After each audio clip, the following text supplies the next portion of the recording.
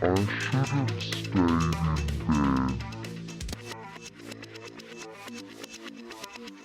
morning, Nico. Morning, Ray. Normally I would say we should have stayed in bed, but today I'm glad I'm out of bed. We've got a exciting guest today, Nico. Who would that be? We've got a star of Australian radio. This person has conquered Fox FM, Triple M, Mix FM, and Mildura's own ABC. she's got an amazing voice for radio. In a world where it was very male-dominated, she's done an incredible job, and I'm really excited about having her here today. But also, She's talking about a book. a book. She's written a book, and it's inspiring me, and I can't wait to talk to her. Ray, was that inspired? He has started the challenge already. Welcome to the podcast, Sheridan. Well, it's actually interesting. Thank you very much, Ray. Good morning, Nick. When I came to Mildura, the job was advertised at the ABC as more sunshine than the Sunshine Coast. So it was really ironic. But is it? Like, you could actually tell us now today, have you got sunshine there this morning? I do have sunshine here this morning. Whereabouts are you on the Sunshine Coast? Right now, I am sitting on my bed in Yandina. So it's a very central part of the coast. It's the lower hinterlands, and it's one of those 20 minutes from anywhere places. So I can be at the beach in 20 minutes. I can be up on the ranges in 20 minutes. I can be at Noosa, darling, in probably 25 minutes. And I can be at Caloundra in 25 minutes. So I can kind of move around really comfortably, which when you're broadcasting, it means that I can cover the whole region easily. I mean, we go beyond, those places I just mentioned up to Gympie, and there's times where I broadcast to, the bulk of regional Queensland. So obviously that's a bit of travel involved, but on a daily basis, I can get to anything easily. Sounds absolutely amazing. But speaking of amazing places, you've got an interesting childhood, Sheridan, and you've lived in some incredible places as a child. So tell us about your childhood, but how that led you to some of the places you lived in. My father was a astrophysicist, so an astronomer, and studied the sun rather than the stars and sunbursts and things like that. So back in the day, we're talking the 70s, there were exchange programs going on between scientists around the world. And my mother really encouraged my father. I think she'd always wanted to travel. She'd lived in PNG as a child, so she sort of had a restlessness about her, I guess. And she encouraged him to, or pushed him really, shoved him, prodded him into applying for some of these exchange programs. And one of them was Hawaii. So we got to spend a year over there. And those days, flights, it was actually cheaper to take a cruise ship than a flight. So he got to fly over, and my mother, myself, my brother and sister all went on the cruise ship, which sounds, these days those costs would be reversed. So it was quite an extraordinary experience, because that was my first time traveling and being able to be on a cruise ship and all the sort of decadent things that happened. It was like a whole different world from our life in, a very new, boring suburb in Sydney. And where did you end up? Was it Hawaii? Yeah, Hawaii. We did 6 months on Oahu, which is the mainland, and 6 months in Maui. And at that stage, there was an observatory. It's now defunct, up in Haleakala Crater. And my father worked up there with just one or two other people. So that was the reason we went. And I got to experience the school system in Hawaii, which of course is part of America. Very, very different to here. It was quite freeing. We had our first period of the day where we got to choose what to do. And I alternated between being in the library, where I read virtually every book they had, because, it was a fairly small collection, being a classroom, and this little record player, which was already a relic by the time I got my hands onto it, and it had a series of singles. And I was absolutely fascinated by this one single, which was the Rolling Stones, who I'd never heard of. I was the ABBA generation. And the song was Paint It Black. And I'm like, I see a red door and I want it painted. Why would you want to paint it black? I just did not get the lyrics at that age. It made no sense to me. But I was absolutely fascinated with it, and I played it every second day. How did you then, from a child, did you go back to Sydney, and then how did you get into radio? Yes, I did go back to Sydney, and then in my teen years, I had another stint overseas in Boulder, Colorado when I was 15, and this was just with my father, just the two of us. So that was a really interesting time because 15, of course, is all about your peers and your friends. Some people would feel wrenched away. I know when one of my other siblings had the opportunity to travel with Dad Yeah. at a similar age, Yeah. he chose not to. That's often a time that you don't want to be away from your group. But I think travel for children makes for brave adults. Even though I was, very invested in the person who I was obsessing with that I thought would be my first boyfriend and my friends, I still didn't hesitate to go, wow, the chance to live on the other side of the world. And probably because I had such happy memories of Hawaii. So I was lucky because I got to live in two extraordinary places. Like Boulder, Colorado is picture perfect. You've got your skiing and the Rockies right there. It was amazing. I still remember ice skating on a frozen lake, wondering if I was going to go through the ice. That was a little bit of a concern, but it was an amazing experience. After that trip, I was unable to settle back at school. That's when I left school and started, doing different jobs. And I also went to drama school at the same time, a place called the Ensemble Studios in Sydney, which was sort of like the cool alternative to NIDA. That's how we like to see ourselves anyway. And I did that for a couple of years whilst working as a dental nurse of all things. That is in no way to diss dental nurses. These days, you need virtually a degree, like the training is really high. At the time, it was like chuck on a uniform, put on a pair of gloves, and off you went. You've just mentioned something there, and I've heard a bit of a rumor that you're the youngest person in the country to be awarded a screenplay. Oh, yes, yes, I'd forgotten about that. So at 11, this was something about my parents, guys, that was really interesting. They never discouraged me from anything, but they didn't just give it to us. So, I wanted a pony. I so wanted a pony. I still want a pony. Daddy, get me a pony. Daddy, get me a Never got pony. Hurry up. Every Christmas, I don't know quite how I thought the pony was going to fit in the pillowcase that we left out for Santa at the end of the bed, but I still expect. Actually, one morning I woke up and there was a horse at my window, and I just thought all my dreams had come true. It had escaped from somewhere else, but it must have been drawn to me, and it was grey. And I woke up and there was this, and it looked like a ghost horse. So I just rolled over and went back to sleep. In the morning, it was still there. They didn't buy me a pony, but they also didn't stop me getting up at 5 in the morning at sort of 12 years old, walking the couple of kilometres to the train station, catching the first train of the day, way out to the edges of Sydney, waiting half an hour for a bus, catching that bus out. Also, I could pick up horse poo in order to be able to be closer to those horses and maybe somewhere during the day get a chance to ride one. So I had that background that said, if you really want something, you will go out and get it. And at 11, I thought, well, I'd like to make a film. I don't know where this idea came from, but it did. So it was horses and film. They were the two things I was into. And I just got out the yellow pages and white pages, flicked through them both looking for films, found the Australian Film Commission, rang them up and said, I want to make a film. And they said, well, how old are you? I said, I'm 11. They said, well, we don't usually award grants to 11-year-olds, but they offered to have a meeting with me. So my father had to drive me off to that meeting. I went home.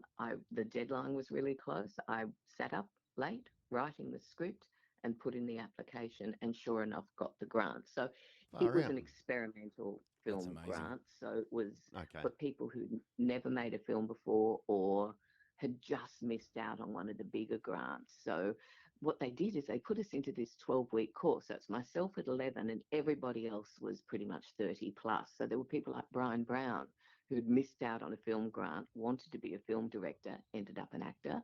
And he was in that course as well. I think he had a thing for my mum at the time. I was very sus on him.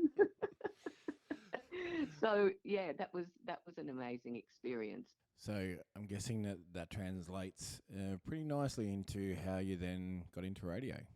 Absolutely. So I had been hearing for years, you've got a great voice for radio. But with the film focus, I thought I wanted to be an actor. Later, I realized I don't like being told what to do. And as an actor, that's pretty much what happens. You're told what to do. I was photogenic. I was all those things that people assume that you're going to be an actor if you're interested in that particular role. But I'd gotten quite plump. I'd gotten quite chubby during my teen years, and I felt very self-conscious. So by the time I got to my early 20s, I was desperate to lose weight, and I thought, well, maybe I can combine having this reasonable voice and my acting skills with doing some voiceovers. So again, I'm back to the yellow pages thinking, well, how do I do this? Did some research looking for voiceovers, and I found a radio school, the Max Rowley Radio Academy, Stars of Tomorrow Today, and it included voiceovers. I know, very cool. And I rang Max, and look, it might have been a sales pitch at the time. I fell for it hook, line, and sinker. But he said, look, there's nothing wrong with your voice. You don't, and if you can act, you don't need any training for voiceovers. I can help you make a demo or something, but you don't really need to worry about that. I've got a feeling you'd be good in radio. Maybe you'd like to consider my radio course. So I went and checked that out. I attended that. Most people sort of got a job between 6 months and a year to 2 years. I was there for about 4 months. I absolutely loved it. Max wanted me to go into television. Again, there was a self-consciousness about being eye candy for the chubby chasers. I didn't think that was going to go down so well in the roles I wanted. Yep. And also, I actually couldn't see a TV show I liked enough to be, champing at the bit to be in television. But I absolutely fell in love with the medium of radio. It's always felt like a natural fit for me from the first time I walked into a radio studio, from the first time I walked into that radio school, actually. And I was lucky I landed a job very quickly in Goulburn.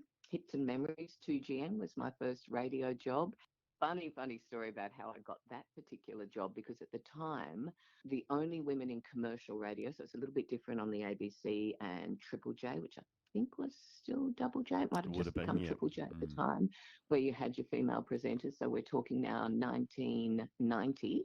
In commercial radio, most women were either newsreaders or they were the sidekick on breakfast. Yep. That shifted, of course. Now they're often the core of a breakfast team, but it would always be, itsy bitsy titsy in the morning, and Titsy, the woman, would giggle at the bloke's jokes and read the weather and say things like, oh, it's a great day for hanging out the laundry. And I'm like, this is the 90s. What are you people talking like it's 1950 or something? I thought the whole radio industry was quite backwards. So I developed, again, a little bit like the film thing, the horse thing. It's like, right, I am going to be the first woman to do drive at Triple M, which of course was the last bastion of what we charmingly call, what's the language warnings like on this podcast, guys?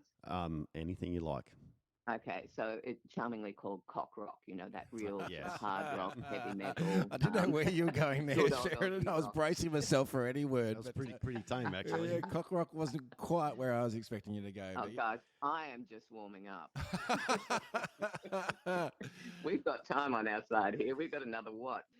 So I went for this job. I hadn't made a proper demo yet. And in fact, I remember this, random class I did, because I wasn't actually a big listener of commercial radio. I just suited working in it. So my demo had a poem dedicated to Prince in it. It had all these music, magic, metaphysics, food, fun, and funk. So this was this poem. It was my demo. It was amazing I even got in the door, let alone got a job offer. Fortunately, the director at the time had been also to the Max Rowley Media Academy. So Max had probably twisted his arm. I went in with my demo, goes, oh, your demo's kind of interesting. I'm like, thank you. Very naive. And then we went up to the studio and they gave me a script, a voiceover script. So it turns out what they really wanted was having a woman on staff that could read ads, because that's how they made their money. Yes. And this was a script for French perfume. So somehow my acting background played into this. And I read the script once and I'm waiting for direction, and he just ran out of the room. I'm like, what's going on here? And I looked at the producer, who looked at me, and we waited, and he came back with the general manager and they offered me the job on the spot. So it turns out, and this is something I probably have never done since, I read it to exactly 30 seconds with all the pronunciations accurate. And they were just like, genius, we've got to have this girl. So I inadvertently got into radio through my, I guess, audacity and those old acting skills that were lying dormant. It would have been pretty male-dominated industry back then too, was it, Sheridan? Totally. The management was male dominated. The presenters were male dominated. You know, it was very locker room. There are conversations that these days with the whole Me Too generation just would not wash. If I was assertive, people thought I was a dyke. Um, you know, like it would, you know, it was like, oh, you know, like she's, you know, a feminist, like that's a dirty word. Hello. Yep. So it was, you know, the 90s were still very much in the world of commercial FM radio. Having said that, I also arrived at an opportune time where this was an industry that suited me. I was a natural in the studio, even though I had no idea how to panel. So that's another family story. I think I'd only ever seen those American sitcoms like Frasier, where the guy just talks and there's a bloke in another room doing all the work. Yep. So I arrived the day before my first job and sat in to watch somebody else. And it was at that moment that I twigged I had to do it all myself. And I had no idea what I was doing. And I was too embarrassed to say, look, I never learnt the panel. I didn't know I was going to have to do this. So I just watched intently and kind of made it up and somehow managed to get to air and stay on air. It was a bit of a giddy ride too, because I'd only been there about 4 months when 2 job offers came in. So back in those days, in the 90s, if you were what they called a program director, which is now, if you're in the ABC, a chief of staff or a content director in commercial radio, you would drive around the place if you were going on holidays. There was a program director who drove from Melbourne to visit his family in Sydney, came via Goulburn, heard me, offered me a job. And he'd actually rung because they were looking for a new mornings presenter. And he's like, okay, so how long have you been at 2GN? And I was like, oh, I've been here 4 months. And before that, I'm like, oh, there is no before that. And he goes, right, so you've only been on air 4 months. So he revised his offer. And I ended up going to Fox FM in Melbourne, which is one of the biggest stations in the country, Yep. as a mid-dawn presenter, and then worked my way up from there. Mid-dawn, how was that? Brutal. I bet it was. Brutal, but not as brutal as breakfast radio. Like the thing for me was always, it was a hard shift. And there were times where I rode a bicycle through the corridors of the station, you know, in my underwear, eating chili pizza to try and stay awake, you know, with the air conditioning absolutely blasting because I was so tired. There's a visual image for you. Yeah, I love that. I think the thing about breakfast that is so much harder, and I'm about to do a stint on breakfast, which I swore I'd never do, but anyway, helping out a friend, I'm doing that next week where the alarm's going to go off at 3 a.m. How do you get your brain to switch on? Because obviously, to bring that into breakfast radio, I don't know how you do it. I don't really know either. I think as a performer, whatever you're doing in your personal life gets turned off when you turn a microphone on or when you walk onto a stage. Yeah. It becomes the place where everything works, even if the rest of your life isn't. So there's been times where I've been, you know, say to a funeral or something, and then I'm on air and everyone's like, oh, you're always so bright and cheery. And it's like, well, I'm not paid to, you know, depress a lot of you. I'm paid to be here to, you know, to be uplifting, to bring you information, depending on the style of station you're working at and all that sort of thing. You know, there is nothing worse. And I've heard presenters that spend the first part of their breakfast show, the first hour, complaining about how tired they are. You know, the world is full of shift workers. It's full of people who choose to get up at the crack of dawn. Why would you? But I've become one of them, and it's never suited me. The show does. I loved, but the hours, I've just never slept. So you're still with the ABC? I am still with the ABC. I'm in the middle of a contract. So I have tenure, as they say in university terms. I have a full-time position, but for reasons that we'll go into, no doubt, in this conversation, I decided to pitch to them that I took 12 months part-time, basically. So at the moment, I'm doing Saturday breakfast. Let's go back into, you know, it's a pretty cutthroat industry, radio in the 90s. Fox FM is a big one to get. Where do you go from there? I initially thought that I would just stay at Fox and work my way up. I literally thought it was a mid-dawn through to, late nights through to night, and work my way up into a day parting shift. And of course, I had that goal to break the glass ceiling and be a drive presenter, because just weren't women doing that in commercial radio at the time. But what actually ended up happening, the reality of it was, yes, I was in one of the biggest cities in the country, but to get the experience, you moved around. I've nearly always been fortunate. There's been one or two times in my career where my apple cart has well and truly been turned over. However, I was working with a late nights presenter and he really liked my work and he wanted to be a program director. So he got a job in Canberra and virtually took me with him. And I did breakfast radio there. Then I went to Sydney and launched what is now Mix FM. It was the very first, and they wanted to launch with a woman at midnight. But that was a challenging one because I very much, am a rock chick, although I have a very diverse, musical background. My family's full of classical musicians, and my personal taste is quite broad. But I liked working rock radio. There's a great energy about that. Yeah. And I had to take the job at Mix sight unseen, like they wouldn't, it was a secret as to what the format was.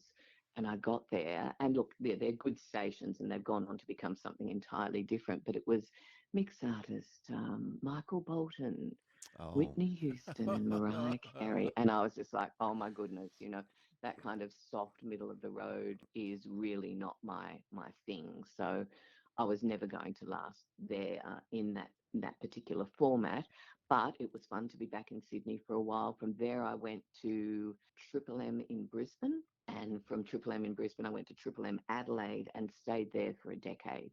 all And right. that was an amazing time. The content director at the time, a bloke called Phil Dowse, who's gone on to be an international consultant for radio, literally around the world. He just had this great vision. So when I first got there, I thought I'd gone to the retirement station of the nation because all the presenters were so much older than me. They were all 20 years older than me. I thought, gosh, what have I done to my career? But little did I know, not knowing Adelaide, these guys were radio legends. So, you know, I got to be surrounded by the best of the best when it came to, old school rock radio. Rock. It was so much fun. I'm mesmerised by this story. So, so Nico and I are both music buffs. We love our music. Nico's actually a singer in the band, but Oh, yeah. cool. But What's the name of your band, Nick? Jats Crackers. we love that we've got the rock chick on our podcast. Tell us a bit more about what it was like to become the rock chick. Oh, look, it was so much fun. And one of the things I've learned in life is you've got to embrace what you're doing. So I remember after being at Triple M for ages, I went, upstairs, literally upstairs, for a stint at SAFM, which is, like Yeah. Today FM or Fox FM, the more female demographic. And the content director went, "Oh, wow, you sound really good doing this. I didn't think you would, being a rock chick." I'm like, look, I don't get off the air at the end of the day and go home and bang my head and listen to death metal. I did as a teenager, by the way. But I said I embrace the format that I'm given. And fortunately, having spent so much time in that rock space, that was a format I really loved. It was really interesting because not only were my fellow announcers older, so was the audience, and it was a male demographic. So, guys know their music. You guys, once upon a time ago, probably not that long ago, were teenage boys.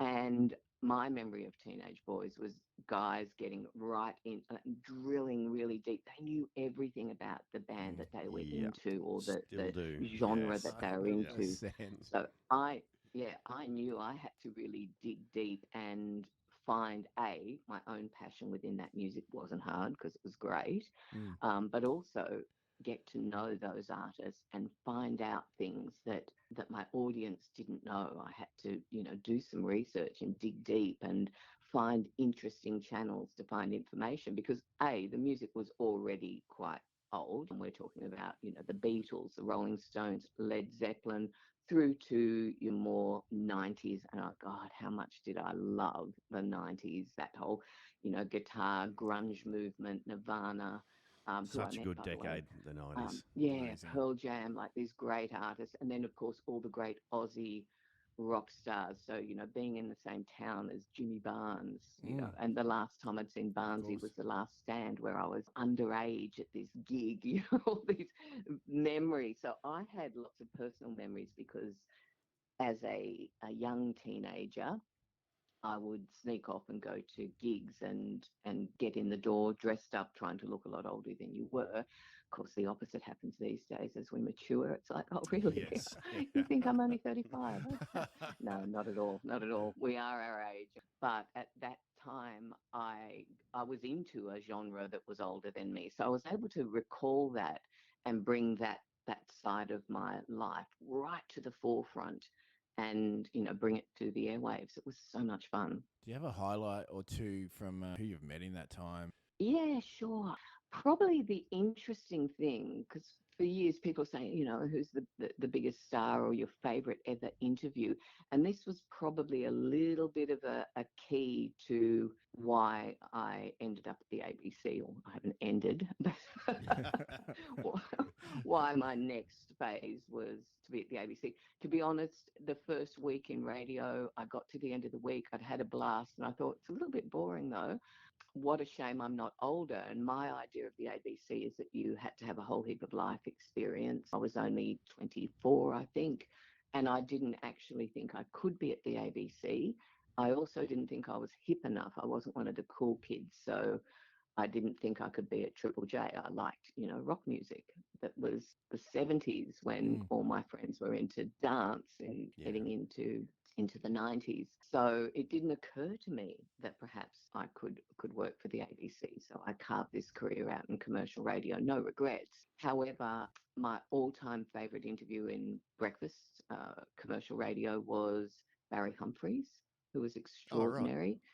He came in, no costumes or anything, and he'd slip into the persona. So if you asked him a question as Dame Edna, he'd close his eyes. And I was working with two pretty blokey blokes at the time. And as he took on the role of Dame Edna, the guys I were working with became all deferential and soft speaking, and it was really bizarre. And then when he went into the persona of Les, um, Murray. Oh, Les he Patterson. Patterson. Patterson. Les Patterson. Patterson, not Les Yeah. Murray. Yeah. I Two was thinking great Ross Les Stevenson Murrays. then. Yes, Yeah. two great Les Murrays, and there's stories about them too. But that's another Yes. time and another day. But Les Particularly for Patterson. Mildura, because Les Murray was, may he rest in peace, Yes. one of our great poets and also patron of the Mildura Writers Festival. But yes, Correct. There you go. back to the story. Les Patterson, who was a sleazy character, Yeah. and when Barry went into that persona, I'm sitting there and I feel this hand start to creep up my thigh. And he literally, like, it wasn't Barry Humphries being sleazy, the character would take over. It was absolutely extraordinary. It was an amazing interview.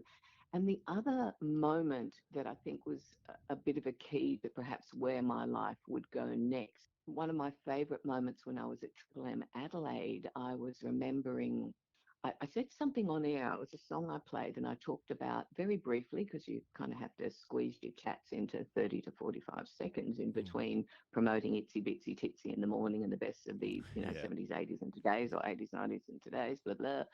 I talked about going overseas in my late teens with a friend of mine who'd been agoraphobic, and how amazing it was that she'd spent all those years indoors and got to the point where she could travel overseas. A woman rang me about a week later and said, "Thank you so much for sharing that story." After that, I went out my front door and to the letterbox for the first time in 5 years. Oh, And I wow. just got goosebumps, and I thought, the power of story, the power of radio, and the power of words. We have to be, or can be, if we choose to be, aware of what we say and the impact it can have on another person. That moment stayed with me, even though I had an absolute blast in FM rock radio, absolutely no regrets. I always felt like I wanted to do something where I could tell meaningful stories in perhaps a little more than 30 seconds. Wow. Taken away then. I know the power of words. You've got them right now, Sheridan Stewart. That took you to the ABC, didn't it? Yeah, yeah. Well, actually, first I got made redundant, which is really fun too, because people don't expect that when you're popular and when you're rating well. But as behind the scenes, the business was changing and the business of radio was changing, and pretty much the focus was now football players, Oh, yes. wives of football players, Yeah, reality absolutely. TV stars, and your Kyle and Jackie O, where all the money was being put into those big names, some comedy duos, those sort of things on Breakfast and Drive, and everyone else in between. The role of that true music presenter has diminished over the years. Now, there's still people flying that flag, but in a very restricted and limited way. So, very formulaic. You'll do a long shift and then you'll pre record a shift for a regional station. So, you're pre recording an entire 4 hours and just inserting it in between the music. And then you need to have another job. So, you might be the music director, which is basically working it sounds like fun, and certainly the very best of them do manage to manipulate the software, but it is pretty much designed. Uh, And I could not see a second role on top of presenting that I wanted to do in commercial radio. So I knew that there would come a time where I would be let go of. And also because I was back working the male demographic, which is the flanking station, because the women are the spenders. The other thing that had happened is stations owners were able to have more than one station in a market. So they would start to take over and work these two stations together, working what was called the flanking station. It didn't matter that I was number one or was popular, because the money makers and the financial focus of the station was on the female demographic station in that duopoly. yes. So I knew that was coming. I didn't know on the day, because it was my 10th anniversary. I got called in the middle of my shift that someone came and said, "Oh, so and so's going to panel for a couple of minutes. We need you in this meeting." And I thought it was, seriously, guys, I truly thought it was going to be a surprise party. I mean, Oh, 10 years on a commercial radio station is pretty rare. A handful of people do it. And I'd done it and I'd done it well. So I thought, oh, wow. And it was a surprise, but it wasn't a surprise party. It was, hey, you're going to be made redundant. Oh my God. You're done. Crazy. what a Happy letdown. times. What a I letdown. know. And it was actually your 10-year anniversary. It was the week of my 10-year anniversary. Yeah, Wow. absolutely. No, and they didn't do that on purpose. Of course they didn't, but No. it was, But how did it you makes for a feel? How good did story because it was true. Oh, well, how was your True. brain after that? It must have just exploded. Not really. I was kind of circumspect. I recognized that I had been warned. The content director I was telling you about that went on to become an international consultant, when Yep. he left that particular role, which is a couple of years before I did, he said, "You must multi-skill or you will be out of a job at some point." I was one of the last people in the country to do a presenting job where I just did one show. So I was kind of lucky, but it was just changing times. And the thing is, when we don't change with the times will change regardless. I just threw my focus into other things. I created a fringe show for the Adelaide Fringe, and I saw that imbalance that I saw in breakfast radio. Lots of blokes, and it got more extreme. There'd be like 5 blokes and 1 woman. I saw that in comedy as well, that they'd have showcases with a token female. And I yeah. thought, well, we could turn this around. And I'd met a couple of female comedians and they were starting up a showcase. And I offered to host. And then we ended up going into a couple of different directions from that original concept. And I ran with that show and it became an international showcase of award-winning funny women. So it was able to bring together women from around the world that were in Adelaide for the Fringe and create a showcase which would then also support their individual programs. From Adelaide, but just made redundant. What happens next? So I was made redundant, became a fringe show producer and host, and I did a few art exhibitions. I just threw myself into everything, really. I just threw myself into everything, and I was probably, in retrospect, trying to fill that gap. I also had I was going to say a passion for it. Basically, I'm a bit of a self-help junkie, and I thought, one of the things I heard a lot is I'd love to do what you do, which was be a woman in radio, but I don't have the confidence. And I thought, well, what is this thing called confidence? So I started to facilitate workshops in confidence in women's centres and sort of worked in that field as well. So I had my fingers in a lot of pies. And ultimately, I did miss being on air. And I didn't realize it until someone asked to interview me. And I was back in the studio. And there's that sense of homecoming. It's a space I really love. And then my mother, who'd been dealing with cancer for a few years, it had got to the point where it was palliative, that she, couldn't be treated anymore. So I said to my beloved, hey, I need to go to Sydney. I need to leave. And I want to be with mum for her, however long she's still with us. And he was completely on board with that. So while I was in Sydney, not knowing really, I didn't really understand, or I couldn't really predict how long she'd be with us. I thought, well, I'll do some radio work on the weekend, or I'll look for jobs that are nearby that I can drive home to mum on the weekend.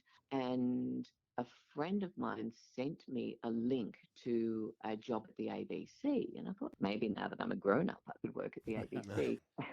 I had fortunately done some work for a friend of mine, Mel DeZeldi, who we'll get to because my book is dedicated to Mel. Yeah. And Mel was the content director at a place called Power FM and 5MU in Murray Bridge, which was just on the outskirts of Adelaide. Yeah. Had a big reach. She'd put together some great lineups, and she said, "Oh, if you, and I let her know that I was thinking about going back on air.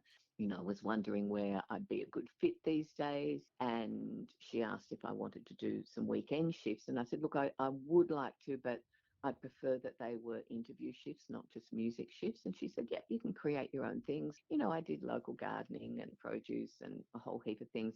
That gave me the demo that ultimately got me into the ABC, because before that, and I'd helped Mel into her career in radio. So it was this lovely exchange that sort of led me into my second phase, which was working for the ABC. And lo and behold, I got a job. The then New South Wales director was like, oh, you've got a metropolitan background. Are you sure you're willing to go regional? And I said, yeah, absolutely. It's the ABC, quality, wherever you go. I got a backfill, what's called a backfill. So you're filling in for someone who's away on maternity leave for 7 months at Tamworth. And I thought, well, it's a 5-hour drive. I can make it home to see mum on the weekends. As timing would have it, she actually passed away the day before I started at the ABC. She'd always thought I was wasting my time in commercial radio. What are you doing there? You should be at the ABC. Big ABC fan. I like to think she knew. She was non-verbal at the end there, but I said, hey, mum, I'm going to the ABC. She dedicated her body to medical science. I know it sounds extreme that I got in the car after she passed and drove to Tamworth and was on air the next day for my first ABC shift. It was probably also my way of a combination of denial and also turning grief into a positive. It's like mum always wanted me to be at the ABC. Her body was dedicated to medical science, so it's not like we had to have a funeral in a hurry. And I just threw myself into that, and that began a whole new phase of life, which then 7 months later took me to Mildura with my first ABC full-time job, which was such a joyous time. I absolutely love Mildura, like such a big fan, punches above its weight in so many ways. Food, in culture, in multiculturalism, but the river and some of the extraordinary arts events you have there. Can't wait to come back, and I will be back in a couple of weeks. I'll be there on the 15th, and we're doing a book event with Donata Caraza from Collins Books, and it'll be arrive 5:30. It's for a 6 o'clock start at the brewery. It's a free event. And I'll be in conversation with Helen Healy, or Councillor Healy to you. Yes. And Helen and I have been in a writing group for ever since I was in Mildura. Helen, Donata and I, and a few other people. There's some amazing writers and artists there, and we've stayed in touch ever since. We've kept a writers' mastermind going, just a couple of us. That has given me the backbone to keep writing at a time where I've been, as you can imagine, so busy with the ABC through things like Black Summer, the COVID years. I know it's still with us, but all the lockdowns and everything. I don't know if I would have kept writing if I didn't have that weekly appointment online with my fellow writers in Mildura. Before we go on to your writing career, it is amazing what Donata, Helen are doing for Mildura. It's a perfect segue into the book. I Am Enough. Thank you. I had been just journaling the word enough, and I had been, like it all sounds like fun and games, and it looks good on paper to be a radio presenter and do the things that I do. But I'd also become perhaps a bit addicted to overworking. That had some consequences, on my health, my relationships, my sense of well-being. I was exhausted. And I'd managed to lose the weight. I'd, always been plagued by being eye candy for the chubby chasers. I'd finally found what I thought was the ultimate way to lose weight, which was quite restrictive: no sugar, no alcohol, because there's sugar in alcohol, and no flour. So it was very clean eating. And I'd lost quite an exceptional amount of weight, like 30 odd kilos.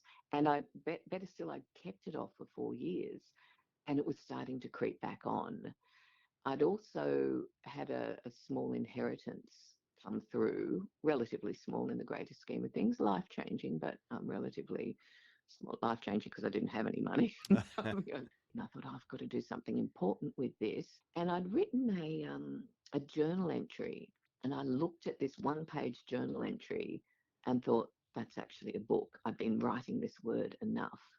And this mantra of I have enough, I do enough, I am enough, and how could I be content with what I have and stop overdoing? So I'd written this one-page journal entry, and the next day I was on air with the ABC. I was doing the mornings program, so 8:30 till 11, and the first hour and a half were quite newsy.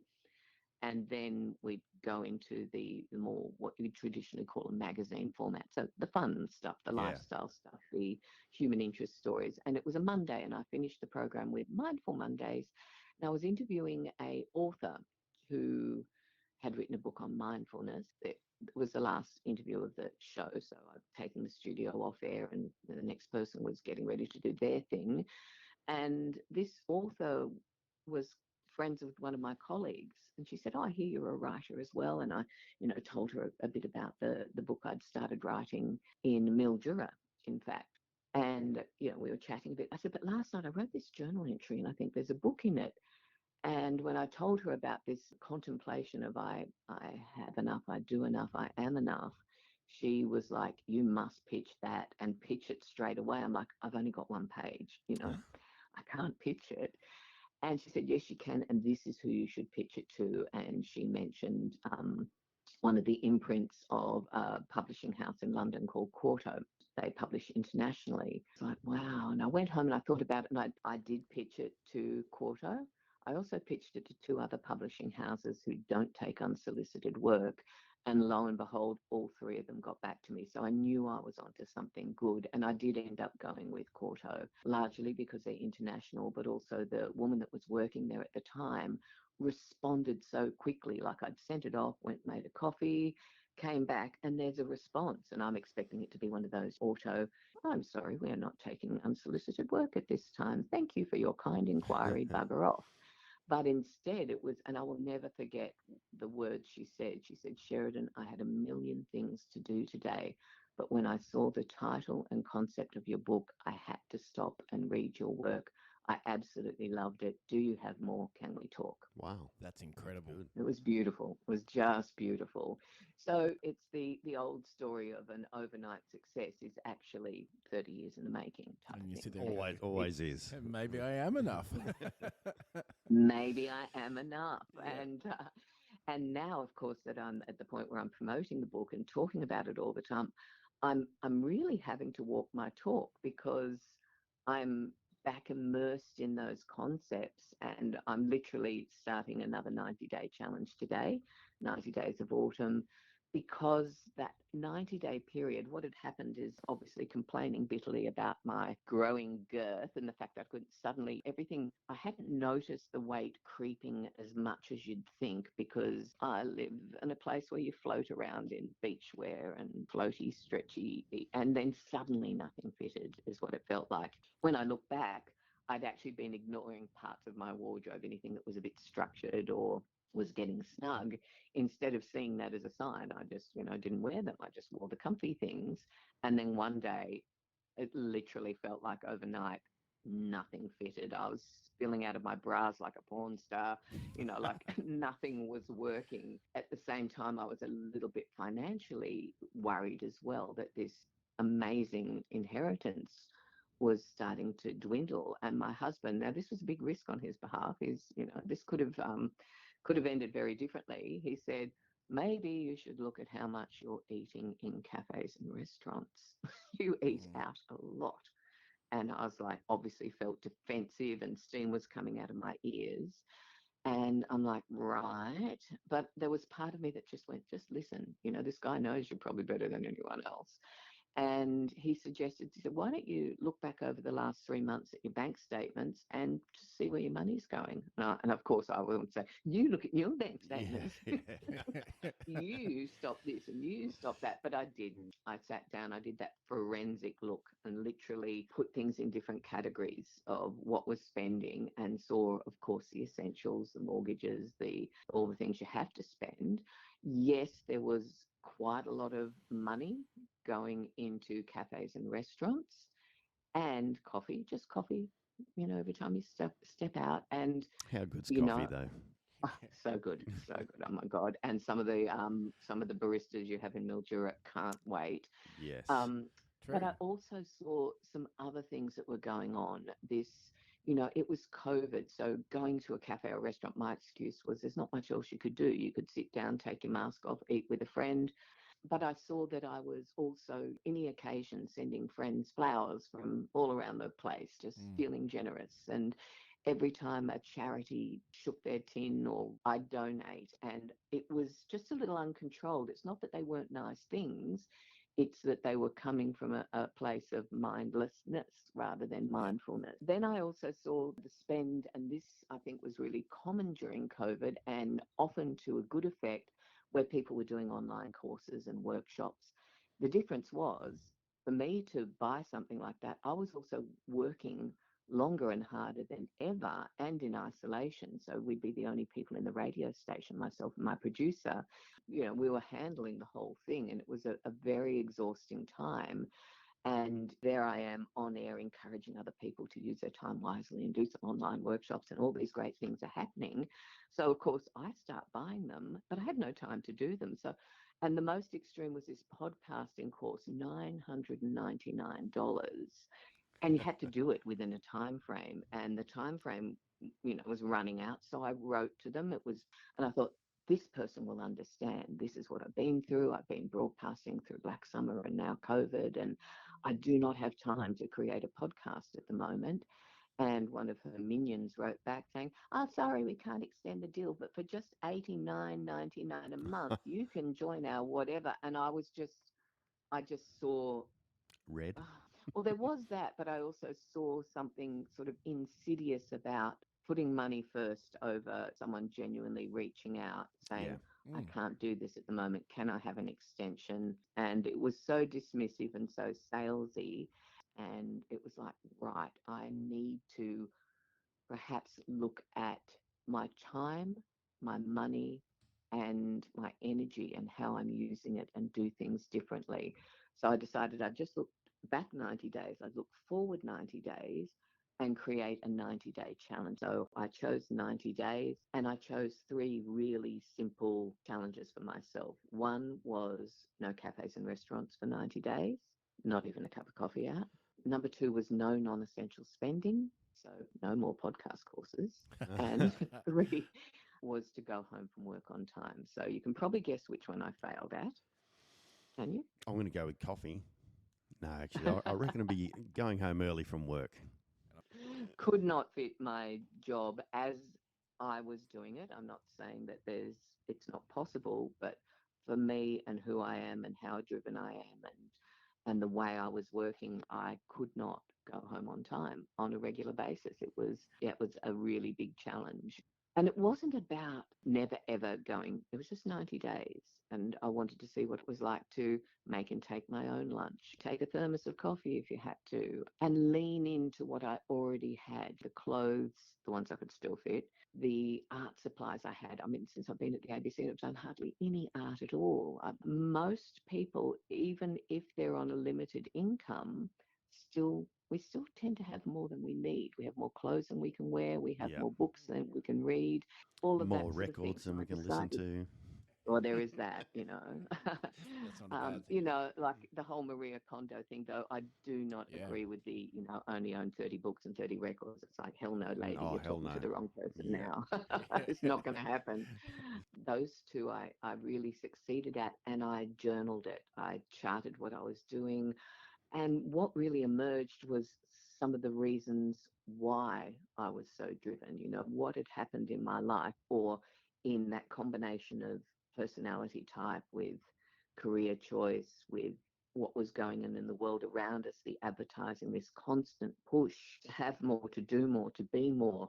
And what I saw was it was chronic and it was people all around me never feeling like they were enough or that they always had to do more. They weren't a good enough parent, they had to do more for their kids. We are bombarded, shall I say, with that sort of messaging.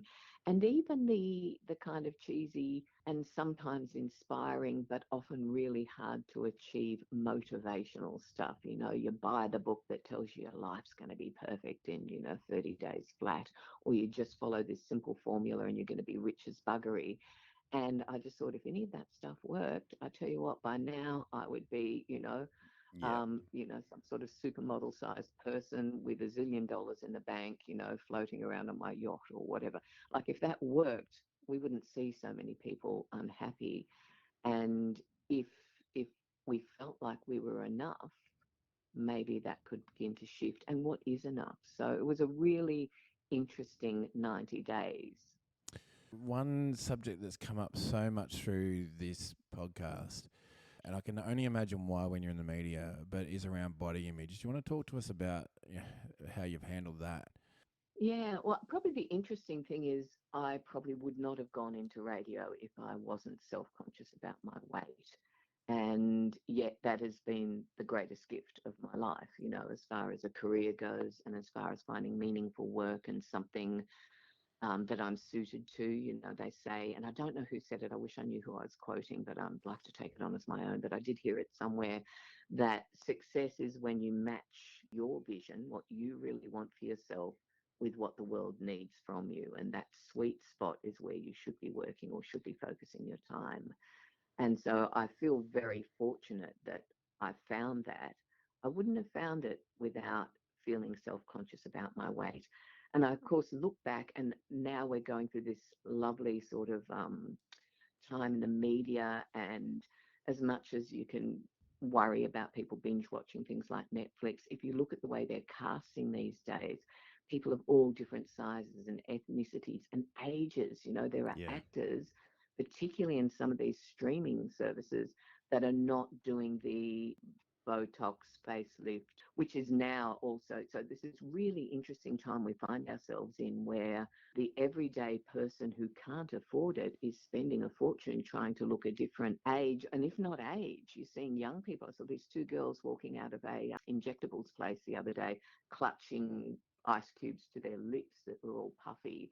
And it's like they couldn't have been more than 19 or 20, and they're altering their features. They're not even getting used to what their own face looks like. Yeah, it's a longer and interesting conversation, but essentially for a long time I hid, and I hid in radio, and I was always petrified that people would be disappointed when they met me, that I didn't match what their ideal image of me was. Of course, that's going to happen whatever your weight or size is. Like logically, I know that. Mostly what I did get when I met people was, oh, I thought you'd be brunette. I'm not, I'm blonde-ish. One person thought I was Asian. I'm like, okay, because I sound really petite.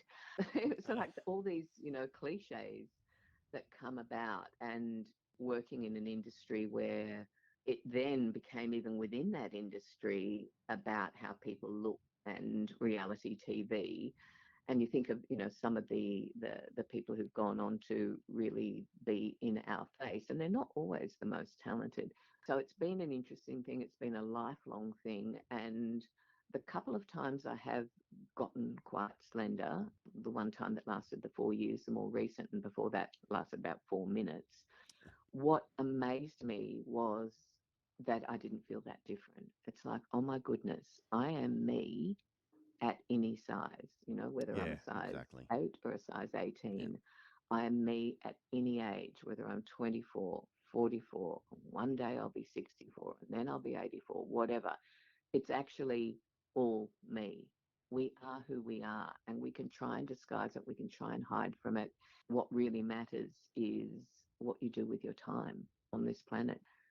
I'm getting all deep and meaningful at the moment, and I know we're probably way over time, but going through the writing of this book, while my dear friend who the book is dedicated to, Mildura Brewery, who passed away at the end of last year, she was living with two terminal diagnoses. One was cancer, stage 4 cancer, and she didn't find out till it was already stage 4. And then in the last couple of years, motor neurone disease. And the way she turned up in life for everybody, with, even when in the last days she's bedridden, if I sent her a text, she couldn't talk at that point, she would message back, when she could. And it was always positive. And we had these long conversations over the last few years around where she was at. And I'll probably just give you one quick story because, the rest you can read about. When Mel was first diagnosed with motor neurone disease, and we'd already been, having these deep conversations, and she was always hopeful that against all odds there would be, that her cancer would go into remission, which it did, but it kept coming back, but one day it would stay there, and or there'd be a cure, hoping for her and praying for her and all that sort of stuff. And she just stayed so positive. And then, boom, along comes, I saw her, and she said, I'm just having some tests at the moment. They want to eliminate motor neurone because I've got weakness in one leg. And we were sort of like, oh, yeah, but it could be on both sides if it was motor neurone. Surely it can't be that. I was convinced it wasn't. Then she sent a message a few days later saying, I've been diagnosed with NMD. I rang her, and lo and behold, she answered the phone in the same cheery, positive, hi, it's so good to hear from you. I'm like, hang on, this person's got to be in denial. I'm like, Mel, how can you be this cheerful? And she said, well, what choice do I have? I've had my 3-day pity party, and I decided that was enough. If this is my life, I'm going to make the very best of it.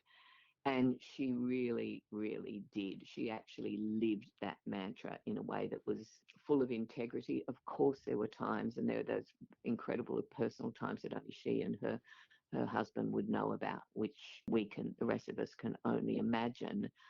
But when she could, she did, and she was extraordinary. And she talked about how during her earlier cancer diagnosis, she was so driven. She was a radio professional, as I mentioned earlier, that she would be answering messages while having chemotherapy, doing air checks with her presenters while receiving chemotherapy treatment.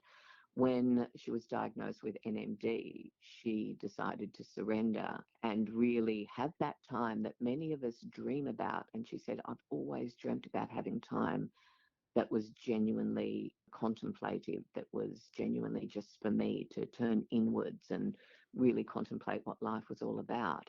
So how can I be unhappy when I'm diagnosed with something that gives me that opportunity? She was, in facing death, she'd always been an amazing person, but in facing her mortality and dealing with those health crises, she became extraordinary. And if I could deal with even some of the more minor challenges in my life with half as much grace, I'd be a very happy woman indeed. Be like Mel.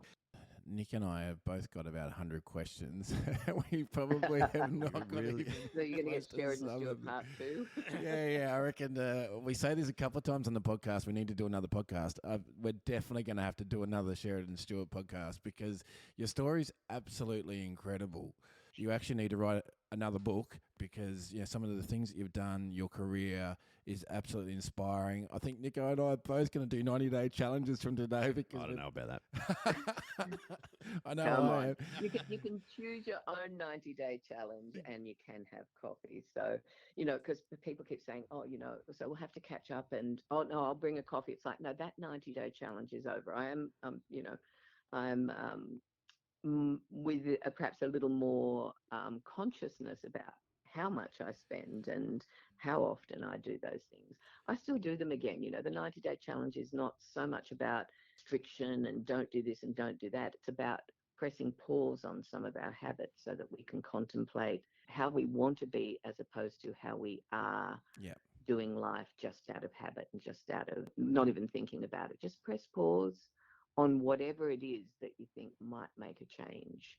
And yeah, that's an invitation. Nick, Ray, you can join me. Okay, Sheridan. So the podcast is called I Should Have Stayed in Bed. Oh, yes. What's your tell us your should have stayed in bed moment in life? Because I'm sure you've got many actually being on radio, but I'd love to hear it. Oh, I should have stayed in bed. It's just, there are days where everything's going wrong. And I remember years ago, I've always had a bit of a fascination with metaphysics and the reasons why things happen. And I remember someone talking about these biorhythms, and I can't profess to know much, but that there are these rhythms that go through life, and sometimes life's telling you to pretty much stay in bed, when everything's going wrong. So I was at my husband's cousin's wedding. Now she's legally blind, bless her. She's a powerhouse of a woman.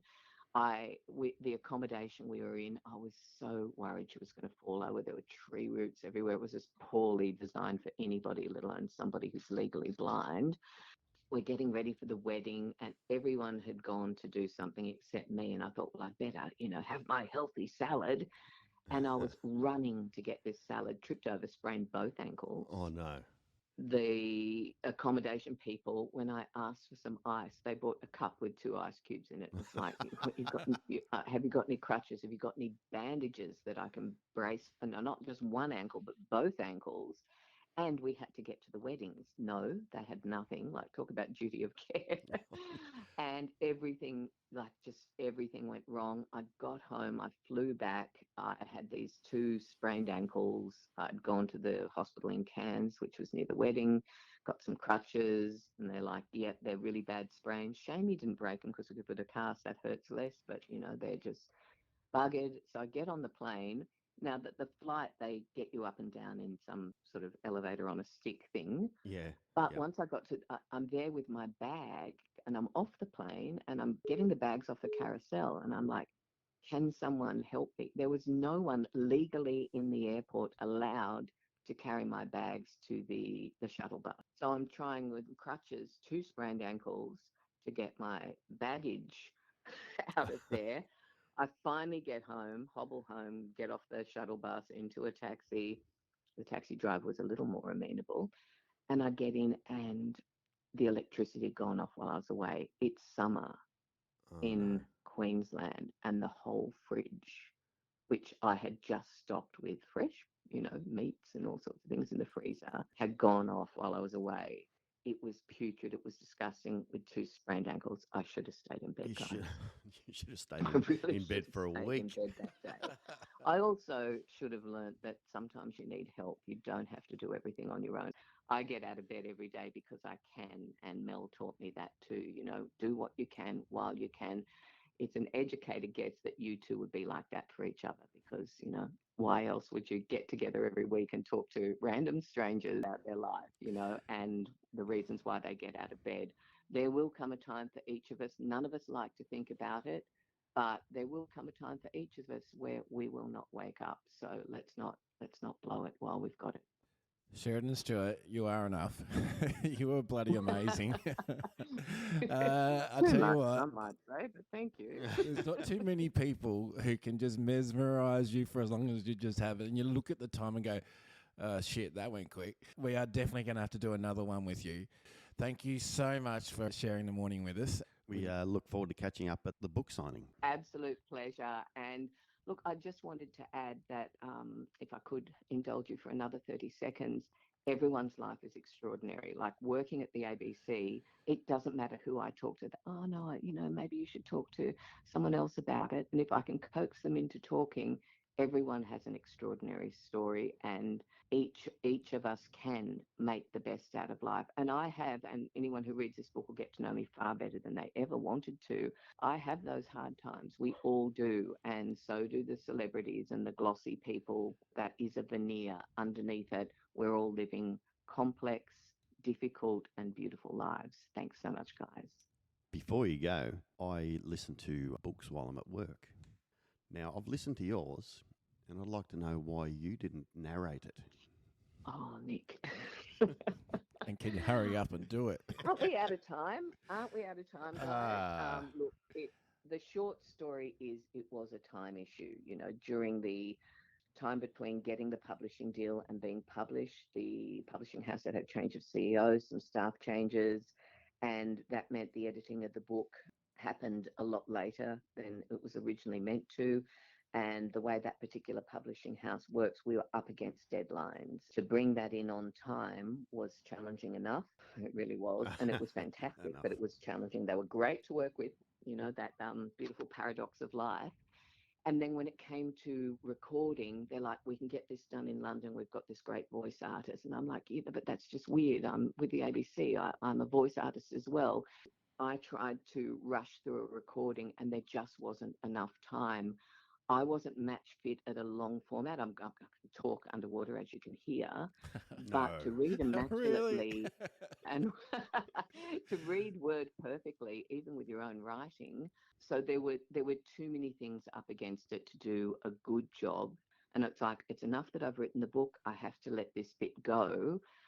The person who's read it, I think you'd agree, Vivian Carter, is excellent. And yes, in the future, I very much aspire to read my own work. That would be ideal. This time round, that happened, and I had to become okay with that. I'm really pleased that I was able to become okay with it quickly, because normally I beat myself up and think, oh, I should have prepped differently. I'd never done it before. How was I to know? So I learnt. Will I do it again? Absolutely. Am I upset that it didn't happen? Not anymore. Am I thrilled with the result? Totally. So there you go. Well, Nico's words were actually, Dave Grohl was did his, and his was amazing. I reckon Sheridan should read her own. So you've been compared to Dave Grohl in the one sentence here, Sheridan. Oh, thank you. Oh, you're welcome. Now my life is complete. I'm such a Grohl fan. He's a legend. Thanks, Sheridan. You're a champ, Sheridan. Have a great day. Thanks, guys. Appreciate your time.